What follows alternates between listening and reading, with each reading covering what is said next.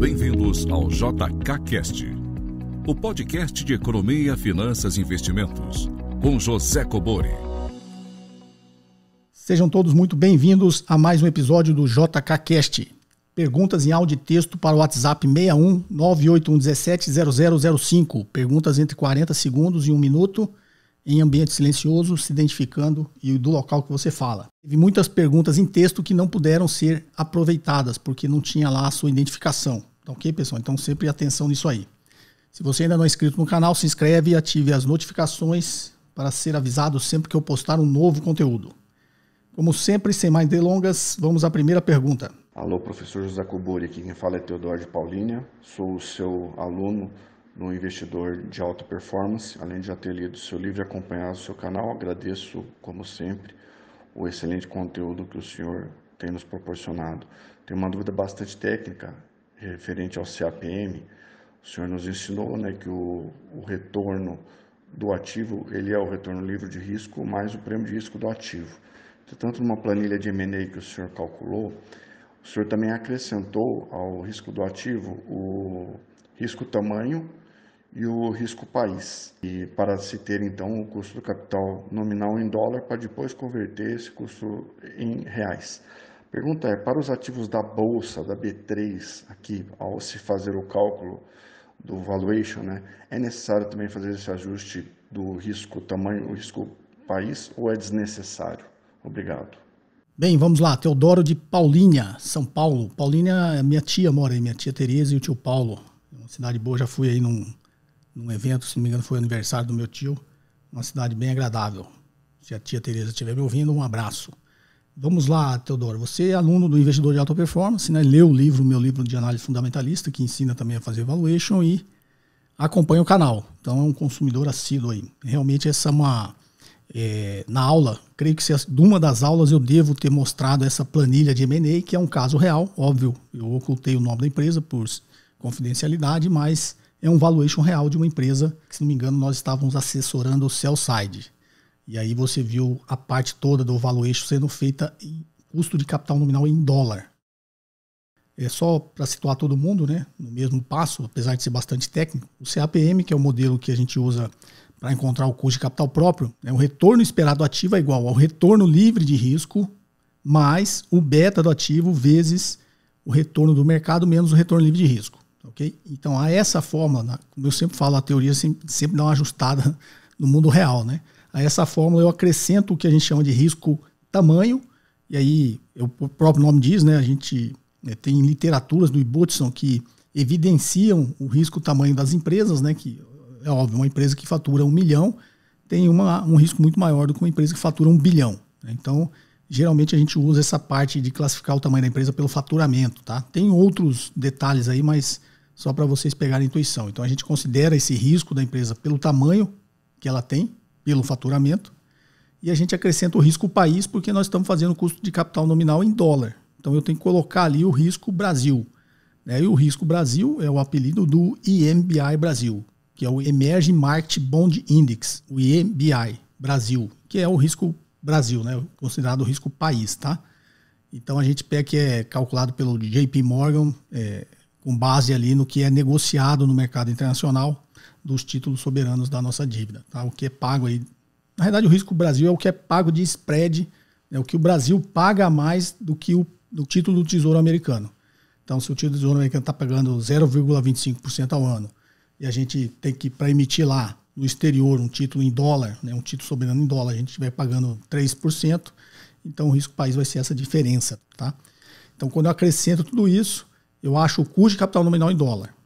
E aí eu faço uma continha ali, relação de Fischer, tiro a inflação americana e coloco a inflação brasileira e acho o custo de capital nominal em reais. Então em processo de M&A é assim que a gente faz. Pelo menos nós, como assessor estratégico de várias operações, a gente sempre fez assim. Qual que é a lógica disso? A lógica é que você tem que ter um parâmetro global. Até porque geralmente as empresas que participam de um processo de M&A, elas sempre têm ou é uma empresa estrangeira ou tem investidores estrangeiros participando daquela operação. Então não adianta eu fazer o custo de capital nominal real, porque o investidor estrangeiro olha sempre com a base em dólar. Eles sempre usam o parâmetro, o custo de capital nominal em dólar. E eu transformo para o real para eu trazer, porque minha projeção está toda sendo feita em real. É óbvio que lá no final vai ter um valor em reais, e os americanos ou os estrangeiros, a gente já negociou com Israel, com a Inglaterra, com os Estados Unidos, com vários países, então, com o Japão. Eles também têm esse padrão em dólar, eles vão converter lá e ver se vale a pena, naquela operação faz sentido para eles. Então é esse ajustezinho que a gente faz no CAPM.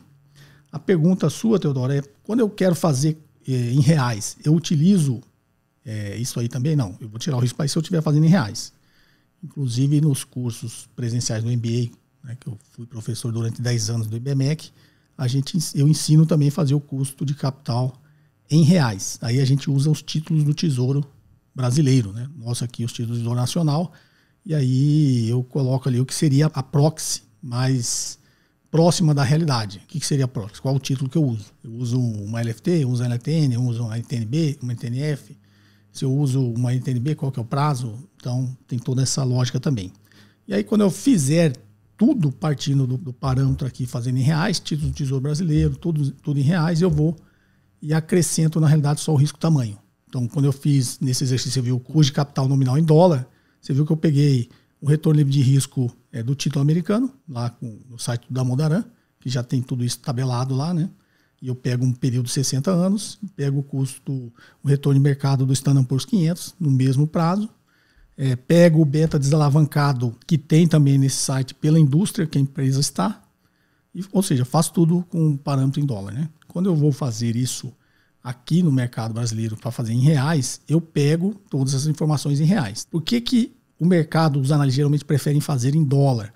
Porque as informações lá são muito mais confiáveis, né? O nosso mercado, a nossa série histórica, porque eu estou falando de estatística, esse retorno, né, de mercado e o retorno do ativo livre de risco, a gente só pode considerar, teoricamente, da estabilização econômica para cá, de 94 para cá. Só que de 94 para cá teve várias crises, pontos fora da curva, que está nessa série histórica, que estatisticamente a gente costuma retirar, em teoria, que também não faz muito sentido. Eu já falei aqui sobre várias literaturas, né? Do Benoit Mandelbrot, do próprio Nassim Taleb, esses pontos fora da curva que realmente faz a diferença, né? Que são os eventos inesperados, tá? São os cisnes negros. Mas a gente usa toda a teoria e depois faz o ajuste. Tá ok? Então, essa é a lógica, tá, Teodoro? Espero ter elucidado aí, a gente se vê lá no curso. Forte abraço. Vamos à próxima? Olá, professor Cobori, tudo bem? Eu sou o Edmar aqui de Francisco Beltrão, no Paraná. Eu queria uma opinião sua sobre a melhor forma de o pequeno investidor, pessoa física, investir. Para mim parece meio improvável a gente conseguir ganhos consistentes no longo prazo arbitrando entre os mercados, né? Apostando em alguns ativos específicos, em alguns mercados específicos. Por exemplo, alocar tudo em ações sob uma previsão de alta nesse mercado, ou transferir tudo para juros por causa de uma previsão de alta na Selic. Você acha que para esses investidores, os pequenos que investem um pouco por mês, o melhor é diversificar em todos os mercados possíveis ou em alguns mercados específicos? Ou é possível ir fazendo análise macro e ganhando dinheiro com esse tipo de especulação, né? Alocando em mercados que têm uma tendência de alta? Desde já agradeço e forte abraço. Bem, vamos lá, Edmar de Francisco Beltrão, Paraná. Como você fez a pergunta partindo do pressuposto que seria uma orientação para um investidor iniciante, um pequeno investidor, na realidade, nem os grandes investidores conseguem fazer isso com tanta eficácia assim e ter retornos consistentes no longo prazo. Se você se aventurar a fazer isso, é muito melhor você colocar isso no fundo de investimento, que tem as características que fazem parte ali do seu planejamento, né, de investimento. Então, você vai colocar uma parte em fundos de renda fixa, fundos de DI, né, e vai ver ali dentro dos fundos DI qual que é, digamos, a categoria de ativos, o modelo de gestão daquele fundo que está mais próximo do que você acredita. Se bem que, quando você é um investidor iniciante, você não tem também muito conhecimento para fazer esse tipo de avaliação. E aquela parte vai pôr em ações, você vai escolher um fundo de ações, porque aí o gestor vai fazer isso para você e cobra uma taxa de administração, né? O que eu sempre recomendo é procurar fundos bons com taxa de administração honesta, né? Condizente. Inclusive, um curso de entrada que eu tenho, que é o fundo de investimento, a gente passa por todos esses passos aí, de como escolher um fundo de investimento. Mas, se você quiser fazer isso diretamente, eu sempre recomendo que quem faz isso diretamente tem que ter conhecimento. Como o Warren Buffett sempre diz, o risco advém de você não saber o que está fazendo. Então, você precisa ter essa consciência que você precisa conhecer aquilo que você está fazendo. Então, um pequeno investidor iniciante, geralmente não tem esse conhecimento, nada que ele não possa adquirir. Então, se você adquirir o conhecimento, se você adquirir da forma correta, né? Infelizmente, a grande maioria adquire da forma incorreta, que é sempre tentar pegar um atalho, o caminho mais rápido, a promessa mais fácil.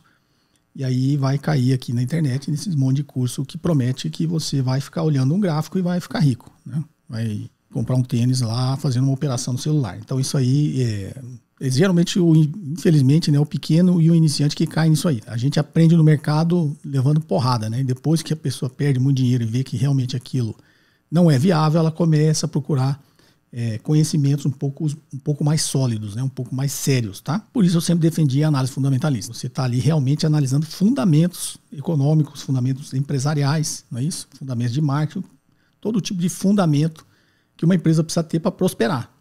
E a prosperidade vem no longo prazo. Você nunca investe numa empresa pensando no resultado do ano que vem. A gente sempre investe numa empresa imaginando que eu vou ser sócio dela o resto da vida. Se você for sócio de uma empresa boa, você quer ser sócio dessa empresa o resto da vida. Então você tem que partir desse pressuposto. Então, todas essas perguntas que você fez eu não oriento nenhuma. De, primeiro, especular, agora invisto nisso, agora invisto... Não. O que eu sempre recomendo, né? Eu nunca dou dica e recomendação do que comprar, eu recomendo o seguinte: vai começar a investir agora, você não tem investimento nenhum. Começou a acumular um capital, uma economia sua. Vai colocando isso tudo em bons fundos de renda fixa ou títulos diretos, né? Títulos de tesouro que tenham liquidez, tá? Vai colocando tudo ali. Aí você fala, bom, agora eu fiz um planejamento, digamos que você fez a sua economia, está sempre colocando ali num fundo DI, num fundo de renda fixa. Está rendendo pouco, mas está rendendo, tá? E aí você vai olhar agora a composição da sua carteira. Fala, não, eu quero colocar 60% em renda variável e 40% em renda fixa. E aí essa parte da renda variável você vai começar a fazer essas análises das empresas, mas sempre com esse pressuposto de investir no longo prazo. Então sempre que tiver uma oportunidade, tanto faz se o mercado está em alta ou em baixa, sempre tem oportunidade. É óbvio, quando o mercado está caindo tem mais oportunidade. Mas também não caia naquele de eu vou comprar só quando o mercado estiver caindo. Não. Sempre tem empresas ali que melhoram a sua perspectiva no longo prazo, em qualquer momento. Faz uma inovação tecnológica, troca um produto. Empresas sempre estão tentando inovar porque é a função delas. Elas sempre querem inovar para ela crescer e para ela concorrer com seus pares ali de empresas no mercado. Então, sempre querendo ser melhor que o outro. Então, toda empresa tem por obrigação buscar essa inovação, seja de produto, seja tecnológica, seja de qualquer outra coisa, ela está sempre de modelo de negócio, ela está sempre procurando prosperar. Então, essa oportunidade você vai ter. Como eu disse, óbvio, quando o mercado está caindo, derretendo tudo, aparece muito mais oportunidade. Mas também aparece oportunidade quando o mercado está subindo. E aí você vai fazer a avaliação, que é o que eu sempre recomendo. Você vai encontrar lá meia dúzia de empresas. Você decidiu investir em meia dúzia de empresas. Você vai encontrar lá meia dúzia de empresas que você fez a sua avaliação, fez lá a sua análise, seu valuation, pegou todos os parâmetros que você aprendeu a pegar lá para saber se aquela ação está dentro de um preço justo ou não. E aí você descobre lá que, né, aquela empresa, a ação deveria valer 10 e o mercado está negociando a 8. Se você acredita na sua avaliação, você fez com critérios, você checou, né, você verificou todas as informações e você acredita que aquilo está correto, então a ação está abaixo do preço, do valor. O preço está abaixo do valor. Você vai lá e compra. E aí você vai comprando sempre que surgir essa oportunidade, de forma que a sua carteira vai ficar mais ou menos nessa proporção que você gostaria. Mas você está economizando todo mês. Então tem um mês que você não vai achar nada. Você pode chamar, as ações estão todas caras, né? Que das empresas, os setores que eu gosto, está tudo caro. Sou obrigado a comprar ações só para respeitar essa proporção na minha carteira? Não. Quando você não tiver oportunidade nenhuma, vai colocando sempre na sua parte ali de renda fixa, tá? Que rende pouco, mas rende. E aí você vai sempre colocando ações na sua carteira conforme você vai vendo essas oportunidades que existem em qualquer momento. É demais. Basta saber avaliar. Tá joia? Espero ter te ajudado. Forte abraço. Vamos à próxima? Olá, professor José Cobori, sou Luiz, falo de Brasília. Obrigado pelo excelente conteúdo que sempre disponibiliza semanalmente. A minha dúvida é sobre tributação de dividendos. No podcast do dia 26 de junho, o senhor falou um pouquinho sobre isso. E aí eu gostaria de que o senhor pudesse esclarecer mais especificamente sobre as empresas que não têm perspectiva de crescimento, que são as de elétrica, saneamento e os grandes bancos. Para essas empresas, eu posso admitir que o valor justo delas tende a reduzir considerando o projeto de lei atual? Muito obrigado. Luiz de Brasília. Vamos lá, Luiz. Eu acredito que muitas empresas já deram uma ajustada, mas veja bem, uma proposta foi encaminhada para o Congresso, tá? Ela vai ser toda desfigurada, tenha certeza disso. E aí, até ela ser aprovada, o mercado já deu essa primeira ajustada, porque já tem uma sinalização do governo em que direção ele está indo. Então o mercado foi e ajustou, né, o preço das ações, ajustou o preço dos fundos imobiliários, que também está incluso nisso. Então o mercado já deu aquela pequena ajustada. Conforme esse projeto for evoluindo na Câmara, ele vai ajustando para mais ou para menos. O mercado sempre faz isso. Então se veio uma coisa benéfica que vão tirar do projeto, que vai beneficiar as empresas, tendência o mercado ajustar o preço das ações um pouquinho para cima. Então a gente só vai ter certeza quando ele estiver lá aprovado e sancionado, essa nova reforma.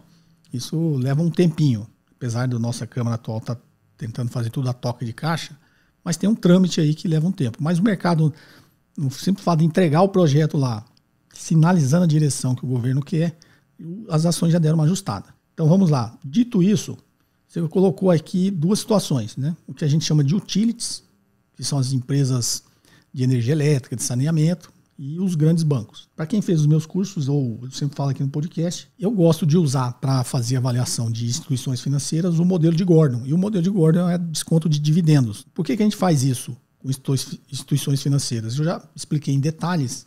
É porque bancos distribuem muito dividendo e você tem uma pequena dificuldade para saber o custo de capital do banco, para saber a estrutura de capital, já que o banco trabalha quase que na sua maioria, né? Ou quase que, pra você ter uma ideia, o Acordo de Basileia, o banco tem que ter 16% de capital próprio. Tá? Então, ou seja, o resto é capital terceiros. Então, e ativos do banco, tudo que é passivo para uma empresa comum, para o banco é um ativo. Então tem uns componentes aí que nos levam a utilizar o modelo de Gordon para fazer avaliação de instituições financeiras e a gente está usando o desconto de dividendos, né? Então, o dividendos é muito considerado para avaliar bancos, por isso que eles sofreram com esse anúncio da reforma tributária que foi encaminhada ao Congresso, porque o governo colocou lá que vai taxar em 20% os dividendos, tá ok? Então os bancos já se ajustaram normalmente. E as grandes companhias de utilities também, porque as empresas de energia elétrica, de saneamento, elas não crescem, elas não precisam reter lucro para crescer. O que eu quero dizer com isso? Porque é uma concessão geográfica, já falamos bastante sobre esse assunto aqui também. Então, digamos, você está aqui em Brasília, você é de Brasília. Então, tem a SEB, que é a Companhia Energética de Brasília. Ela só pode atuar no Distrito Federal, não tem como ela crescer. Se a infraestrutura dela está praticamente toda pronta, não é isso? E ela precisa só reter uma parte do lucro para fazer a manutenção desses ativos, vai sobrar muito dinheiro em caixa do lucro que ela gera. E ela gera muito lucro porque, né, tem um fluxo de caixa estável, tá ok? Então, por isso, essas empresas são grandes distribuidores de dividendos. Ela não tem necessidade de reter tanto lucro assim, porque ela não cresce. Ela só precisa manter os ativos, né? Então, ela retém uma parte, mantém os ativos, e uma boa parte ela distribui. A sua preocupação que deu essa ajustada, e quem tem ações, né, de utilities com essa visão, porque elas distribuem muitos dividendos, ficou preocupado, porque e agora? Né? O que vai acontecer? A companhia de energia elétrica não vai usar o dinheiro. É que a gente brinca, né? O dinheiro vai ficar queimando lá na mão deles, no caixa. O que ele pode fazer? Vai distribuir, eu agora acionista, sei lá, não queria receber e pagar esse imposto. Mas, por outro lado, se eu não receber, o que vai acontecer? A empresa não tem o que fazer com o dinheiro, não pode crescer, então eu não vou ter nem a parte da fonte de renda, que é a distribuição de dividendos, nem o de ganho de capital. Que uma empresa dessa tem muito ganho de capital se é uma empresa de alto crescimento, né? Ou que tem perspectivas de crescimento.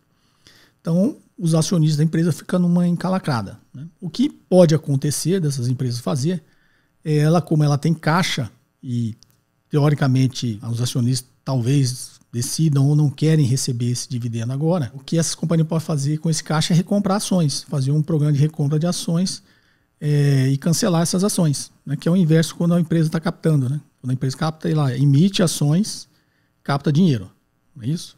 Quando ela faz um programa de recompra para cancelar as ações, está fazendo o inverso, né? Ela vai lá e compra as ações e joga dinheiro no mercado. Então, quem vender essas ações vai ter lá o seu ganho de capital nessa operação. A companhia vai trazer, com a recompra, vai trazer muitas ações para dentro da empresa e pode cancelar essas ações. Ao cancelar essas ações, também é o inverso, né? Quando ela emite mais ações e põe no mercado, ela está diluindo os acionistas. Quando ela faz esse movimento contrário, ela está diminuindo o número de ações. Então, a sua participação, se você não entrou nesse programa de recompra, passa a ser um pouco maior. Então, você passa a ter um direito um pouco maior, né, sobre a participação da empresa. Então, tem que ver como vai evoluir, tem que fazer as contas, né? Porque uma coisa talvez não compense a outra, tá? Mas é uma coisa que a empresa pode fazer com o caixa que está sobrando.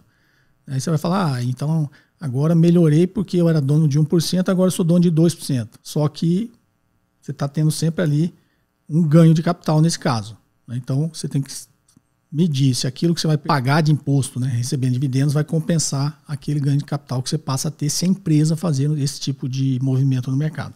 Tá ok? É meio complicado porque a gente ainda não sabe realmente qual proposta que vai ser aprovada. Não é isso? Vamos lá? A próxima? Espero ter te ajudado, Luiz. Forte abraço. Professor José Cobori, tudo bem? Espero que sim. Sabe que eu sou um grande fã do senhor. Leandro, da cidade de Varjota, no Ceará, na região Nordeste. Professor, eu queria saber como montar, ou algumas dicas de como montar uma carteira para fugir dessa polarização da política no Brasil e em outros países também. Quais seriam os melhores investimentos para fugir desse tipo de situação relacionado à política, ao ano eleitoral? Bem, Leandro, do Ceará, cidade de Varjota. Vamos lá, Leandro. Na realidade é o seguinte, eu sempre oriento você ter a visão de longo prazo. Então, você não pode tentar fazer nenhum movimento, nenhuma grande alteração nos seus investimentos só porque tem uma eleição. Senão você vai ter que fazer isso de 4 em 4 anos. Mas sempre tem digamos, a perspectiva de que vai piorar muito. Então você pode falar, bom, na próxima eleição, se esse cenário acontecer, a gente pode, na realidade, caminhar para piorar cada vez mais, né? E aí, o que você tem que fazer? Se você quiser diversificar, você tem que procurar uma economia que seja mais estável, politicamente, né? Se você está preocupado com a estabilidade política do seu país, aqui do Brasil, você vai procurar um país que tenha uma estabilidade política melhor. Okay? Então você vai para países desenvolvidos. Você vai investir na Inglaterra, você vai investir nos Estados Unidos, você vai investir no Japão. Então você vai procurar, né, diversificar nesses países. Se bem que você sempre tem que manter uma carteira diversificada, inclusive em moedas. Você está investido em real aqui, você deveria estar investido em dólares também. Né? Dólares, assim, que é o mais simples aqui para vocês entenderem a intuição, né? Porque, na realidade, a gente brinca que nada está tão ruim que não possa piorar, né? Então, sem querer ser tão pessimista assim, você tem que fazer isso. Agora, se você acredita que é uma instabilidade passageira só por causa da eleição do ano que vem, e você tem a visão de longo prazo, você não precisa se preocupar por isso. O que eu recomendo é o seguinte, independente dessa estabilidade política ser provável ou não, tenha sempre uma parte dos seus investimentos diversificada em outra moeda. E aí, o mesmo processo de escolha, né? Você vai investir nos Estados Unidos, o mesmo processo de avaliação das empresas, você vai ter que fazer, tá? Você vai ter uma parte da sua carteira em dólar. Essa é a minha recomendação. Mas, infelizmente, né, instabilidades políticas, principalmente as que ameaçam a estabilidade de mais longo prazo, né? Porque quando você tem a alternância do poder, você sabe que isso vai acontecer de 4 em 4 anos. Né? Se o governo for reeleito, vai acontecer de 8 em 8 anos. De 8 vai passar 8 anos. Se não for reeleito, vai passar 4. Então você vai fazer sempre essa alternância de poder de 4 em 4 anos. Se não for nada muito grave, você não precisa se preocupar. Agora, se o cenário que você está traçando, que vai acontecer no ano que vem, possa ser uma coisa que ameace ainda mais a estabilidade política de mais longo prazo, aí realmente você pode pensar com um pouco mais de preocupação nesse sentido. Tá ok? Espero ter te ajudado. Forte abraço. Vamos à próxima? Olá, professor Cobori, aqui quem fala é o Israel. Eu sou de São Paulo, capital. Gostaria de agradecer por esse excelente trabalho que você vem efetuando com o seu podcast. Saiba que ele tem um valor muito grande para nós ouvintes. A minha pergunta é em relação a câmbio. É possível o Brasil conseguir fazer com que o real se valorize a ponto de chegar naquela paridade de 1 para 1? Onde R$1 vale praticamente $1. Se sim, quais são os passos que o Brasil deveria adotar para que isso possa acontecer? Muito obrigado. Bem, vamos lá. Israel de São Paulo. Esse negócio de taxa de câmbio é muito relativo. Tá? O fato da paridade da sua moeda ser de 1 para 1 não quer dizer que você está bem. Isso tudo depende de como a sua economia está baseada, né? Qual a formação da sua economia. Por que eu digo isso? Para você ter uma ideia, a taxa de câmbio no Japão sempre gira em torno de 100 ienes, $1. Isso quer dizer que o ien vale pouco? Não, é porque é uma taxa de câmbio, nunca se atém ao valor nominal, tá? Então, a taxa de câmbio no Japão, pelo que eu conheço, que eu já morei lá, inclusive, e tem um irmão que mora lá, então eu sei que a taxa de câmbio está sempre ali oscilando entre 100 ienes, né? Um pouquinho para mais, um pouquinho para menos, 100, 105.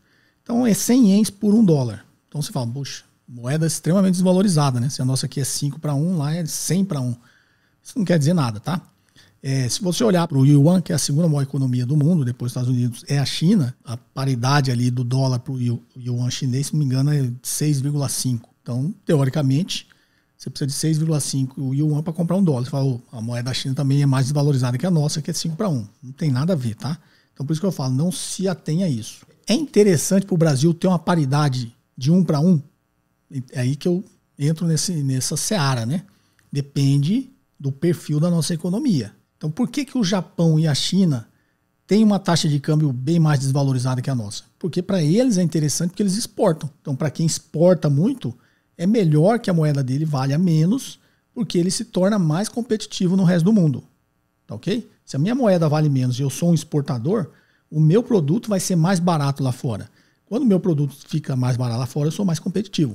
Não é isso? Eu vendo mais. Inclusive a briga, a guerra comercial dos Estados Unidos com a China, o ponto central é esse, né? Do governo chinês manter a taxa de câmbio nesse patamar, porque é favorável à China. Ele consegue vender muito mais para o resto do mundo. O Japão é a mesma coisa. O Japão territorialmente é um país pequeno, tem grandes indústrias lá, exporta a grande maioria do que produz, para ele é melhor que seja 100 ienes para $1. Né? Ele se torna mais competitivo no exterior também. Tá? Então, essa é a lógica.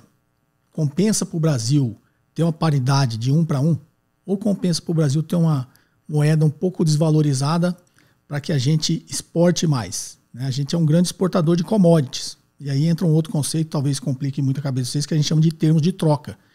Termos de troca é o quanto eu consigo vender e com esse dinheiro o quanto eu consigo comprar. Então, como a gente exporta muita commodity, o nosso termo de troca é ruim. Eu diria que, sei lá, dando um exemplo, se o termo de troca for 100, o parâmetro é 100. Né? Se for 100, é a mesma coisa. Né? O que eu vendo a $100, eu consigo comprar $100 de outro produto, com valor agregado. Eu estou dando um exemplo simples. Né? A nossa commodity privilegiou bastante na época do boom das commodities, lá no início do governo Lula, do primeiro mandato, porque a China estava crescendo absurdamente, tá mais de 2 dígitos por ano do PIB chinês, e a China, como estava crescendo, precisava investir muito em infraestrutura, comprava muita commodity do Brasil. Então ele pressionou o preço das commodities muito para cima. Então a commodity começou a valer até mais do que um produto com valor agregado. Se eu fosse simplificar, vendi $100 de minério de ferro, se o meu termo de troca for 80, eu consigo comprar só $80 de iPhone, que tem um produto de valor agregado. E aí, nessa época, foi o inverso, né? De cada $100 que eu vendi de minério de ferro, eu consegui comprar $120 de iPhone. Então, como eu disse, a economia é um pouco complexa, tem muitas variáveis. Então, o nosso parque industrial está cada vez pior no Brasil. Então, se o Brasil tiver uma política industrial, aumentar a nossa capacidade de ter indústrias competitivas, principalmente se elas estiverem no que a gente chama na fronteira tecnológica, não é isso? Ser indústrias de high-tech, né? De exportar produtos com alto valor agregado por conta da tecnologia embarcada. E aí, se a gente tiver uma indústria forte, que é o caso, né, da economia japonesa, aí compensa que o real seja desvalorizado, porque eu vou conseguir vender esse meu produto para o resto do mundo. E aí eu quero ser competitivo lá no resto do mundo. Então tudo depende, né? Na situação atual teria que fazer uma continha, porque a nossa indústria, a gente exporta muito pouco. A grande maioria da nossa exportação é commodity. Então não sei qual seria uma taxa de câmbio ideal. Né? Sempre a gente fica procurando o que seria uma taxa de câmbio ideal. Se a gente depende muito de importação, também tem uma influência. Né? Quando eu dependo muito de importação, como o Brasil depende hoje, o que vai acontecer? E como a gente exporta muita commodity, o valor da commodity é em dólar, é precificado em dólar. Então a taxa de câmbio também influencia muito essa minha análise. Mas se eu exporto produto de alta tecnologia, eu invento um novo celular, uma indústria brasileira de celular, e começo a exportar celular para o resto do mundo, o preço dele não é uma commodity.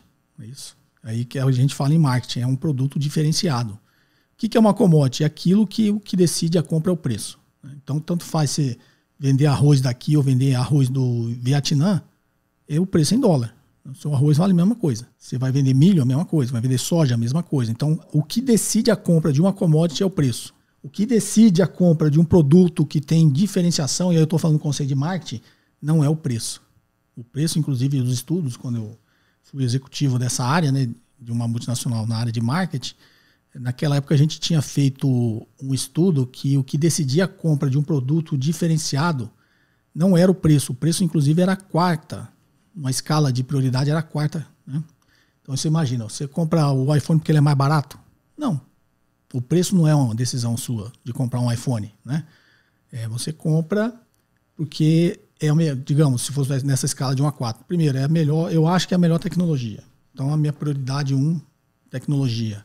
Né? Minha prioridade 2, ela tem integração com vários outros equipamentos da Apple. Né? Tem gente que critica isso, tem gente que gosta disso. Então, minha segunda prioridade é isso aqui. Tem, né, conectividade com vários outros tipos de dispositivo? Tem. Terceiro, sei lá, atendimento, durabilidade, terceiro. Aí lá em quarto vem o preço. Tá? A commodity não. A commodity decide o preço. Tanto faz se eu comprar arroz do Vietnã, da Indonésia, do Brasil, da China, é o mesmo arroz. O que vai decidir é o preço. Então, por isso que o preço, você exportar commodity, você não está agregando valor e você depende muito mais do câmbio. Se você exporta produtos na fronteira tecnológica, não. O câmbio para você, na realidade, se você tem uma grande produção que você consegue exportar, o câmbio vai te influenciar se a sua moeda for desvalorizada. Tá? Como é no Japão e na China, os 2 exemplos que eu dei aqui. Tá ok? Espero não ter complicado muito esse assunto. Vamos para a próxima. Forte abraço. Olá, professor Cobori, aqui quem fala é Ricardo de Sorocaba, São Paulo. E, professor, outro dia eu vi no JKCast o senhor comentando sobre o real digital e eu vi que, diferente dos demais especialistas que eu vi falando sobre o assunto, o senhor teve uma postura muito menos alarmista, na verdade, nada alarmista em relação ao assunto, né? E deixando claro que quando eu digo alarmista, eu não digo nem no sentido pejorativo de que os demais especialistas que eu vi falando estavam sendo sensacionalistas, nem nada do tipo. Eu via, de fato, uma real preocupação em relação a esse maior poder do Estado sobre a moeda. Então, eu já vi o senhor em outras oportunidades citando literaturas liberais, libertárias, de escola austríaca. Então, eu queria saber sobre essa perspectiva, se o senhor tem algum tipo de preocupação em relação a esse real digital, não só esse real digital, mas essas moedas digitais dos estados.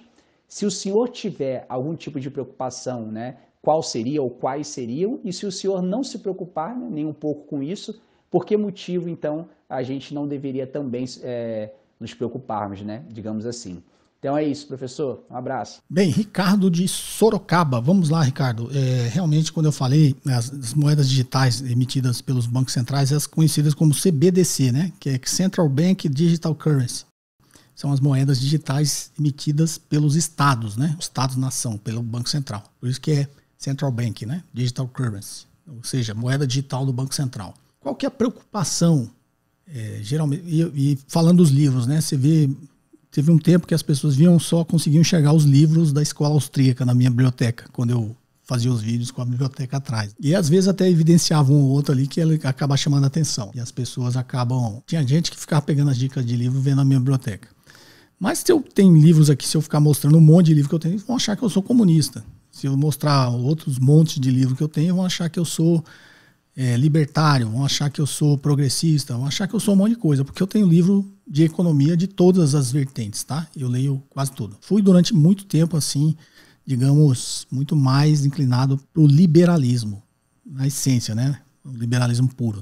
Nunca fui libertário, porque isso aí eu não acredito nisso, tá ok? Tanto que se você vê no mainstream, né? Às vezes a gente acha que o mainstream é só coisa ruim, né? Quem tá no... Mas você nunca viu um economista da escola austríaca fazendo nenhum tipo de política econômica em nenhum governo de nenhum país. Eu diria que é muito bonito. Eu li todos, né, do Mises, do Hayek. Então, assim, tem muita coisa ali que você lê, você se apaixona, porque ele realmente faz todo sentido. Só que quando você começa a aprender muito mais de economia e muito mais na prática, você vê que aquilo é muito mais um romance, uma coisa muito mais utópica, assim como é o livro do Karl Marx, é uma coisa meio utópica. Então a gente tem que, na realidade, ir pegando esses conhecimentos de várias escolas e tentar formar um que você acredite que realmente funcione na prática e traga benefícios para a sociedade como um todo. Tá ok? Então, tenho muitos livros aqui, eu gosto muito do Hyman Minsky, do próprio Keynes, que todo mundo fala mal, mas o Keynes não é comunista, é capitalista, né? Só quem não leu e não entende que fica falando que ele... Porque como o pessoal mais à esquerda gosta muito do Keynes, todo mundo acha que o Keynes é comunista. Ele não é comunista, tá? Ele é capitalista, ganhou muito dinheiro no mercado financeiro. E se você lê as ideias dele foram inspiradas no Roosevelt, né? O New Deal, lá depois da Grande Depressão, que o Roosevelt implementou, você vê que faz todo sentido, né? E o Keynes, na realidade, escreveu o livro dele em 1936, foi depois até, né? Então, na realidade, o mundo também, esse conhecimento funciona em ciclos, tá? Então, durante muito tempo, o pensamento keynesiano fez parte, né, das políticas econômicas de vários estados, nação. Depois veio a era aí do Milton Friedman, né? Fez parte também de uma grande parte. E antes também da depressão, tinha muito pensamento um pouco mais da economia clássica. Não é liberalismo, porque ele ficou muito forte aqui nessa época do Friedman, né? E agora eu estou enxergando uma certa mudança. Você vê muitos economistas liberais, né, de carteirinha que têm mudado muito seu posicionamento. Eu não sou nenhum desses medalhão figurão, mas eu também tenho mudado. Mudado porque o que eu estou observando na prática. Os resultados práticos na economia real. Os resultados práticos para a população como um todo. Como eu sempre digo, a gente tem que pensar na sociedade como um todo. Né? A economia funciona, o Estado funciona para beneficiar a sociedade como um todo. E muito mais as pessoas desprivilegiadas. Porque se eu fosse pensar só de forma egoísta, o liberalismo para mim é digamos, o melhor pensamento como seria o liberalismo, se eu fosse pensar só em mim. Quando eu penso na sociedade como um todo, eu acho que a gente tem que olhar muito mais com um olhar para uma teoria econômica, para uma coisa mais progressista, né? Aquilo que inclua muito mais gente, beneficie muito mais pessoas, tá? Não só a gente, parar de olhar para o próprio umbigo. Tá ok? Então, não sou libertário, tá? Então, os libertários têm muito esse negócio da moeda. Que a moeda digital, o Estado vai te controlar, né? Porque você está com dinheiro agora. Por isso que a corrupção é muito feita em dinheiro, né? Não tem como rastrear. Aí o que os caras falam, se agora é moeda digital, o Banco Central vai rastrear tudo que você fizer. Tá, mas qual é o problema disso? Você não fala mesmo. Só se você estiver fazendo coisa errada. Aí vem essas teorias da conspiração, né? Que igual tá tendo com a vacina, que a vacina vai injetar um chip em você e todo mundo vai começar a te controlar. E aí essa visão tão radical quanto o outro lado. Essa visão do controle. Né? O libertário, o próprio nome diz, ele defende a liberdade total. Então, do outro lado aqui, dessa teoria que saiu da vacina, estão dizendo que é o outro lado, o extremo. Aqui o comunismo, né? E aqui o libertário. Os dois extremos têm medo desse negócio porque diz que tem uma teoria da conspiração que o Estado vai te controlar. De um lado o comunismo vai te controlar porque o Estado quer saber tudo que você faz, e do outro lado libertário é porque você quer ser livre, 100% livre, e não quer nada que o Estado possa saber o que você está fazendo. Então, a menos que você esteja nesses dois extremos e não consiga migrar para um pensamento um pouco mais racional, não faz sentido esse tipo de argumento. Porque o que vai ser o real digital? Eu, em vez de ter uma carteira cheia de nota, dinheiro, papel ou moeda, eu vou ter, como os criptoativos, vou ter uma carteira digital com a moeda aqui. Na verdade, o que o Pix faz hoje, mais ou menos, é isso. Tem só mais um trabalho. Mas a ideia é que essa carteira digital... Então, eu vou chegar lá na padaria, em vez de eu abrir a carteira e tirar uma nota de R$20 e pagar o que eu estou comprando, eu vou pagar com a moeda digital, né, que vai sair aqui da minha carteira digital, vai passar para a carteira digital da padaria. Aí falar, mas como o Banco Central vai controlar isso, ele vai saber, o Cobori agora comprou R$20 de pães. Aí, agora o Cobori comprou um remédio para dor de cabeça na farmácia. Agora o Cobori foi no mercado, agora foi no cinema. O pessoal está com medo disso, né? Que o Estado vai ficar sabendo onde você foi. Eu, pelo menos, não vejo problema. Problema nenhum. Eu estou vendo uma evolução aí tecnológica. E é óbvio que os Estados começaram a caminhar para esse lado, até porque a tecnologia evoluiu. Né, os criptoativos já fazem isso, e aí a grande questão dessa defesa, né, das criptomoedas pelo lado libertário também é isso, né, porque ninguém consegue rastrear. Mas isso é bom ou é ruim, não conseguir rastrear? Tem um outro argumento que agora vai ficar mais fácil o sequestro relâmpago. O cara vai te sequestrar, você já está com a sua carteira digital, não vai nem precisar te levar no caixa eletrônico, né? Você vai fazer você passar o seu dinheiro para ele. Tudo que é novo tem risco, tá, gente? Tudo que é novo tem risco. Inclusive, quando veio o Pix, falaram exatamente a mesma coisa. Mas a sociedade, o ser humano, o Estado vai evoluindo para tentar dar segurança nesse tipo de... Se você assistir filme de Velho Oeste, antigamente eles roubavam dinheiro, né? Quando inventaram papel moeda também. Quando era ouro, também roubavam. Quando era papel moeda, roubavam. Agora inventaram o negócio do cartão de débito, caixa eletrônico, tem os sequestros, roubaram. E a sociedade vai se adequando e vai se precavendo. Não é por isso que a gente não deve evoluir. Então, eu tenho muito mais essa visão. Tá ok, Ricardo? Porque esse negócio de a gente se preocupar com esse tipo de coisa, eu acho que é muito... Tá viajando muito na maionese, tá? Isso é muito teorias conspiratórias, né? Não vejo nada de errado nisso. E esse negócio dos libertários, né, dos chamados anarcocapitalistas, que é sumir com o Estado, gente, o Estado, por mais que você queira, ele não vai sumir. Mesmo que isso for possível, vai surgir outra coisa para te controlar depois. Não existe, a gente diz que o poder não é vago. Imagina que você acaba o Estado agora, o que vai acontecer? Todo mundo vai viver em harmonia. Não vai acontecer nada, ninguém vai querer te controlar. Vai acontecer exatamente o que acontece, que você vê com as milícias. O que é a milícia? É fazendo o papel do Estado. Se você acabar com o Estado, em todo bairro, de toda cidade, vai surgir uma milícia. Para cobrar a segurança sua, para vender TV de sinal a cabo, vender gás para você. Você acha que vai ficar tudo bonitinho. O mercado vai se autorregular. Todo mundo vai viver em harmonia. Isso não existe, tá? Foi exatamente por isso, para quem lê o segundo tratado do governo civil de John Locke, exatamente o surgimento do Estado foi esse. Não é isso? Começou lá bonitinho. Tinha uma, sei lá, lá no princípio, tinha uma tribo. Era eu, você, mais 3 pessoas. Vivíamos em harmonia, né? A gente, nossa comunidade comia, bebia, caçava. Ninguém queria roubar nada de ninguém. A comunidade começou a crescer.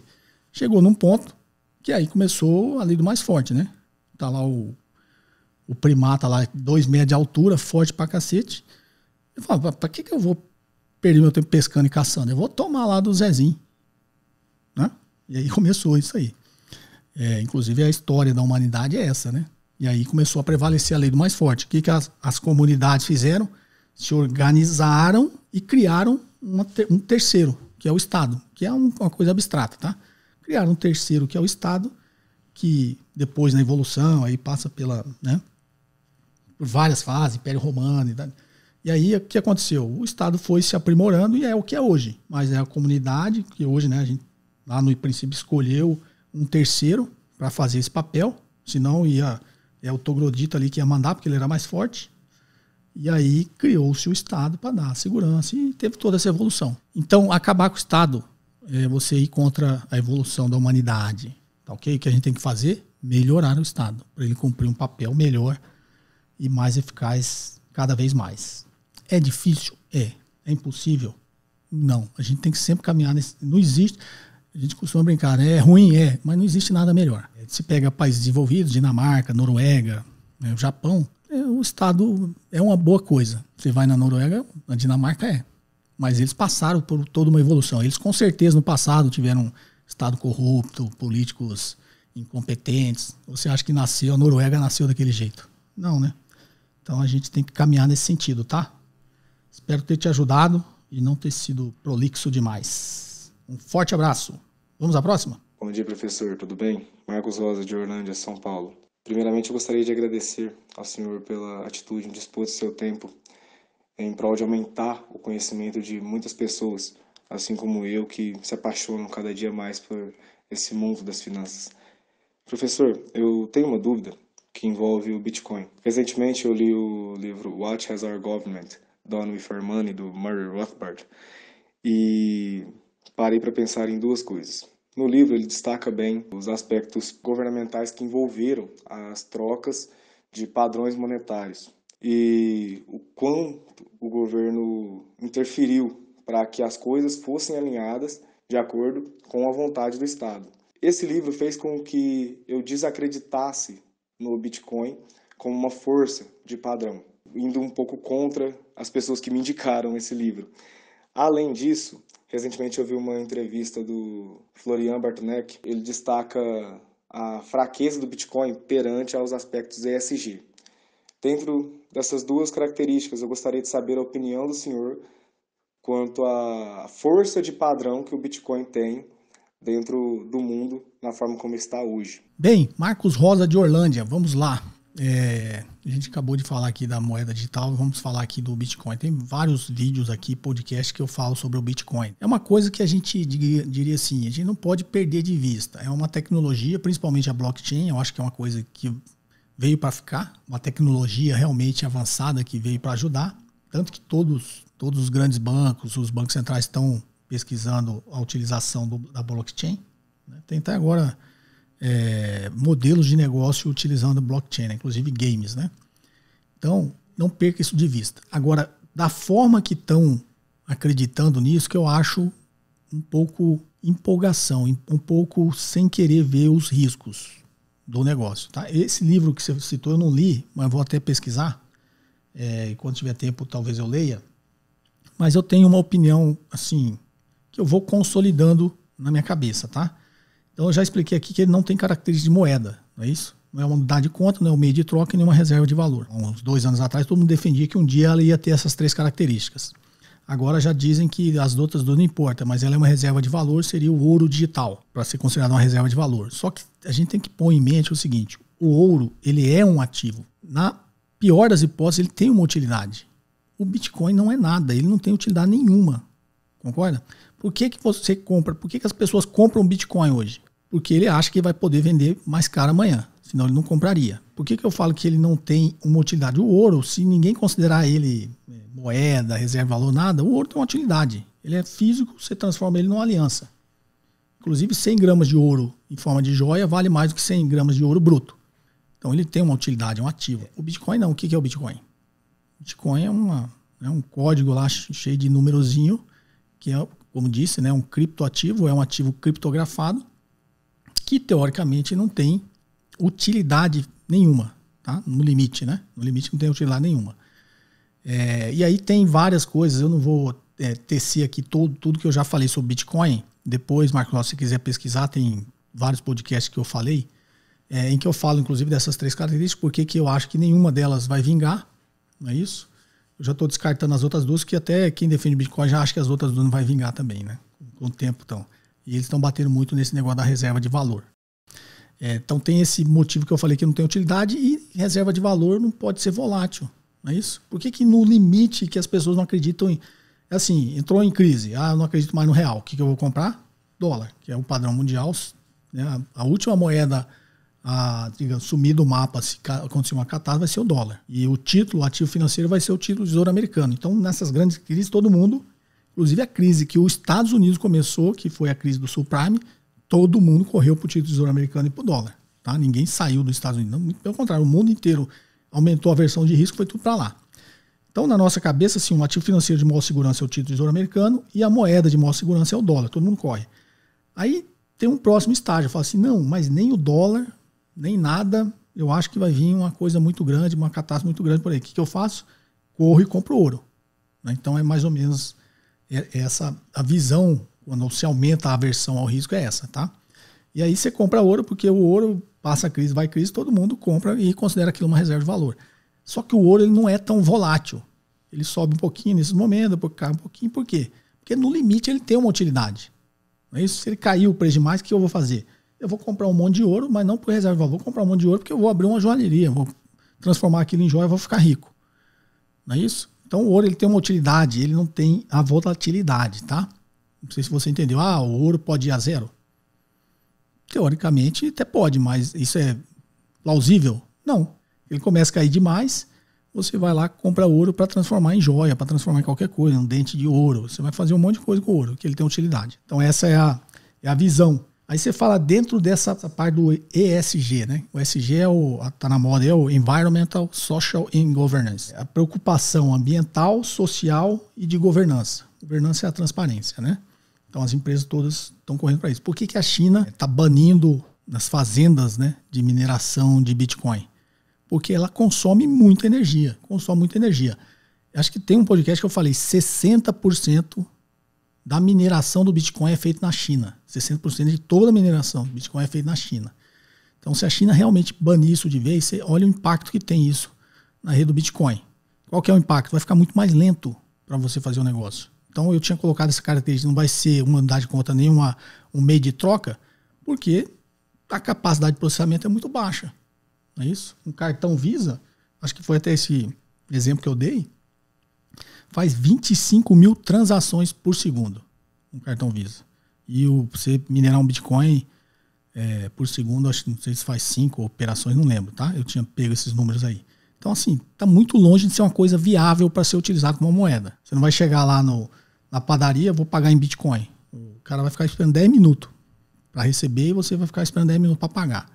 Então, ele é inviável do ponto de vista da capacidade de processamento da rede. Outro ponto de vista é exatamente esse, né? Quando você começa a atacar essa rede de mineração, essa fazenda de mineração, porque ela não atende o que você falou aí do ESG, que ela consome muita energia e energia suja, já tem esse... Inclusive o Elon Musk saiu por causa disso, né? O Elon Musk falou, não, se eles não utilizarem energia limpa, eu tô fora. Foi que deu... E outra, um ativo que depende da opinião de um cara. Um cara dá um tweet e o troço perde 30% do valor.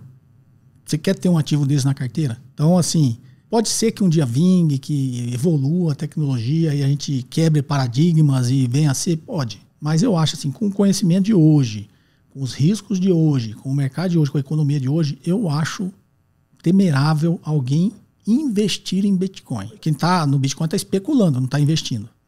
Ok? É uma aposta. Estou apostando que isso aqui pode um dia ser alguma coisa. Estou apostando isso no longo prazo. Pode vir a ser.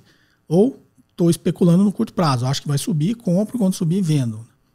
Até essa capacidade de especular no curto prazo depende da capacidade de mineração da rede. Então, assim, tem muitas brechas abertas ainda. Eu sou muito cético ainda. Não tenho 1 centavo em Bitcoin. Ou seja, eu não aposto, né? Se eu tivesse uma parte da carteira ali que eu gostaria de apostar, eu até apostaria, mas eu não tenho. Eu aposto em coisas muito arriscadas, mas que têm um horizonte. Tipo startups. Eu tenho muito investimento em startup. Então, isso eu acho que posso perder? Posso. Mas a probabilidade de dar certo é muito, na minha visão, tá?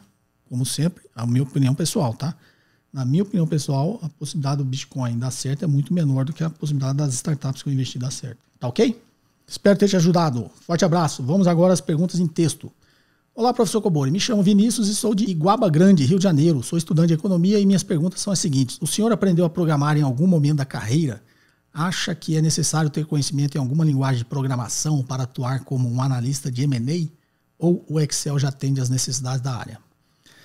Vinícius, vamos lá. O Excel já atende quase 100%. Tá? Eu tinha analistas na empresa de M&A que entendiam de Access, né? Isso interliga o Excel no Access, mas eu não acho necessário, tá? Só o Excel já te atende bem, tá? Para ser um analista de M&A, né?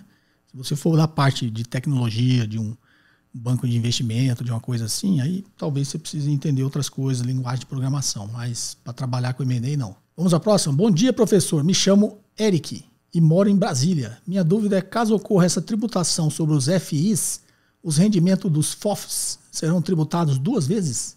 Por exemplo, primeira tributação de fundo para o outro fundo e segunda tributação do fundo para a pessoa física. Obrigado. Eric, aqui de Brasília, vamos lá. Primeiro traduzindo, FI é Fundo de Investimento Imobiliário e o FOF é Fundo de Fundo. FOF é Funds of Funds. Então é Fundo de Fundo. O que é? É um fundo que compra a cota de outros fundos. Então ele é um fundo de fundo, né? Então a dúvida do Eric é o seguinte, vai tributar os dividendos. Então quando esse fundo, eu sou um FOF, né? Quando um fundo aqui distribuiu dividendos, vai ser tributado aqui e depois quando você que é o investidor, o Eric que é o investidor do meu FOF, tirar o dinheiro do meu FOF, vai ser tributado de novo. A menos que mudem as regras, e eu não li a proposta toda, tá? Mas eu acredito que isso não está lá. Inclusive são algumas coisas, muitas dúvidas que surgiram. É porque como é hoje, não é só em fundo imobiliário, tá, Eric? Em todos os fundos. Então você entrou num fundo de ações, que é um FOF, é um fundo de fundos, o dinheiro só é tributado quando sai desse fundo. Digamos do fundo mãe aqui, né? Se eu tiver esse fundo aqui que compra cota de 10 outros fundos, enquanto esse dinheiro estiver circulando dentro do fundo, ele não é tributado. Ele só é tributado na hora que ele sai do FOF, tá? Então isso aí está muito, digamos, aberto ainda. Tem essa dúvida. E também o FI de papel, que a gente fala no fundo de papéis, né? Que não compra o imóvel, compra a CRI, né? Compra a LCI. Aí veio essa dúvida, né? Pô, mas se a CRI é isenta de imposto de renda, o que eu vou fazer? Em vez de eu investir num fundo que compra a CRI, eu vou lá e compro a CRI direto. A LCI também, vou lá e compro a LCI direto. Então tem muitas dúvidas aí, por isso que eu disse. Essa proposta ainda vai mudar bastante, tá? Lá na frente a gente consegue avaliar melhor. Tá ok, Eric? Forte abraço, espero ter te ajudado. Vamos aqui à última. Bom dia, professor Cobori. Meu nome é Luiz, falo de Campinas, São Paulo. Professor, estou com um problema. Invisto no Tesouro Selic 2023, mas não consigo vender o título no fracionado como eu comprei. Por que isso acontece? Sou obrigado a vender o total e o que sobrar recomprar os títulos que estão no mercado? Desde já, muito obrigado. Vamos lá, Luiz de Campinas. Luiz, se você comprou no fracionado e não consegue vender, o que acontece é liquidez. Muito provavelmente no dia que você tentou vender não tinha liquidez. O fracionado, quando ele não tem liquidez, ele costuma abrir um spread, né, pro mercado. E aí, às vezes, não compensa, a pessoa nem põe. uma oferta de compra, né? E aí você não consegue vender também. Então, se você não está conseguindo vender, muito provavelmente é porque está com a liquidez muito baixa. Aí você fala, mas eu vendo tudo e recompro a parte que eu não venderia? Acho que você não deveria fazer isso. Só se você realmente estiver precisando. Aí você fala, eu quero liquidar uma parte porque eu estou precisando. Uma emergência de saúde, alguma coisa assim. Eu preciso... ou uma oportunidade de outro investimento. Você tem que fazer a conta, né? Porque você vai vender tudo, você vai realizar, você vai ter que pagar imposto sobre ganho de capital. Não é isso? Aí você vai recomprar uma parte por um valor mais alto. Não sei, tem que fazer a conta. A menos que seja imprescindível você fazer a operação, espera até ter liquidez no mercado, né? Para você vender no fracionado, tá? Espero ter te ajudado. Bom, pessoal, esse episódio fica por aqui. Espero que vocês tenham apreciado aqui esse conteúdo. Perguntas em áudio e texto para o WhatsApp 61-98117-0005. Para quem ainda não é inscrito no canal, inscreva-se, ativa aí as notificações para receber sempre que eu posto aqui um novo conteúdo, né, que eu posto ao longo da semana. Estou pensando até em começar a postar mais. De repente, o pessoal pede muito, né, para fazer os cortes do podcast por assunto. Talvez comece a fazer isso. Eu talvez comece a postar só o áudio. Toda quarta-feira eu tenho uma coluna na CBN Amazônia que chama Economia e Mercados. Talvez eu comece a colocar esse áudio aqui no canal também e nas plataformas do podcast de áudio, né? Então você se inscreva lá, que aí sempre que eu postar vocês recebem uma notificação, tá ok? Façam uns comentários aqui embaixo, como sempre, eu leio todos. Talvez eu não consiga responder, mas eu leio e fico feliz com a participação de todos vocês. Tá joia? Um forte abraço e até o próximo episódio. Você ouviu mais um episódio de JK Cast, o podcast de economia, finanças e investimentos com José Cobori.